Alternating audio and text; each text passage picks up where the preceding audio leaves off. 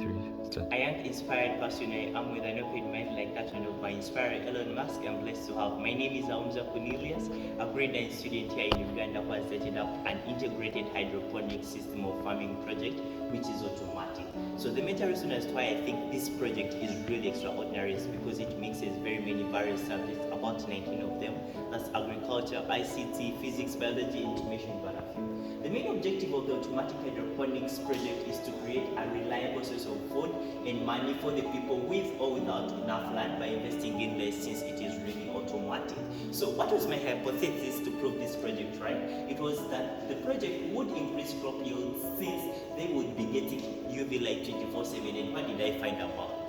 What I found about this very hypothesis is that the plants need some time for respiration of the UV light. Number two, that the yields of plants increased 5% from the normal sort of planting, just growing crops in the soil, and the crops matured faster since they had favorable conditions maintained all throughout. All conditions were really maintained in this hydroponic farm, and some crops needed staking, like tomatoes at the flowering stage since the weight doesn't really increase. Then water nutrients needed to be refilled after a few period of month, 3 or 4 months, depending on the type of crops you are growing in there. And then the other thing is that there was no rotting of fruits, since we have a detector or a gas sensor that helps to notify the farmer when you are actually supposed to harvest these very fruits of yours. Then my scientific inquiry, or my major question, was that what influence does artificial UV light, cultured solution, and automatic ICT system have towards the yields of crops grown in a hydroponic farm? Yes, it is a hydroponic farm, but when you add there all these things, what do they really have, or what impact do they really possess? So my research and background, I could say that in China, there are individuals that have set up this hydroponic system of farming. Well, they've benefited so much. I could say yes, but then they don't have the aspect of the automaticity part of it. That's why I also like, if I can make them really automatic, then yields will be more, while people are given time to do some other jobs, some other things in order to help them earn more money. So that was my scientific research background, and I really think this can really help them out if they can add it into their systems. So my experimental design, or what methods did I really use in the experimental part of it? I could say I used 3 major methods. I used interviewing method, survey method, and the researching method to get information, whereby after getting this information, I had to go back to this very laboratory and test whether the information I've got is really right.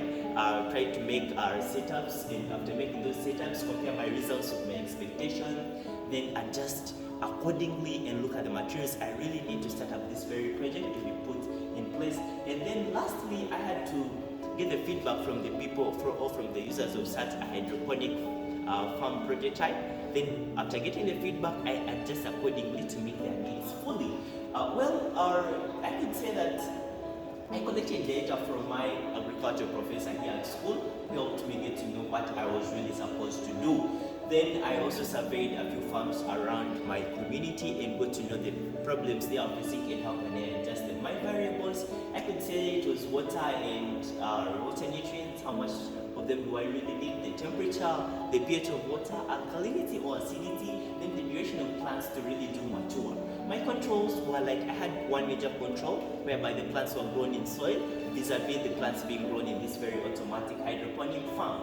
Then the crops in the automatic hydroponic farm grow way too faster and yielded more. Those were some of my results. Then my conclusion were like, this very sort of condition in the hydroponic farm doesn't really give us very, very much yields compared to anything we can really do think about. So that's also a point for you to note and to take care of.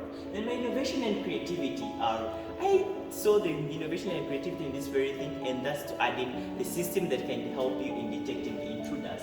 Then my graphs really do show that the maximum temperature that a plant really needs to grow in the hydroponic farm is 25, and then about the growth of plants in a cultured solution, it is way too much faster. So my real world application is that this very hydroponic farm can be used indoors to help people get more money, while they can also get more food. Then my future research, hello ladies and gentlemen, it is that this very sort of hydroponic farm needs improvement, whereby a website can be made to monitor it. Also, we can also have to make research on why the artificial nutrients do not alter the taste and the color of the fruits. Thank you very much. I remain Aumza Cornelius, a grade 9 student here in Uganda. Thanks to episode 18, under 18, 2020.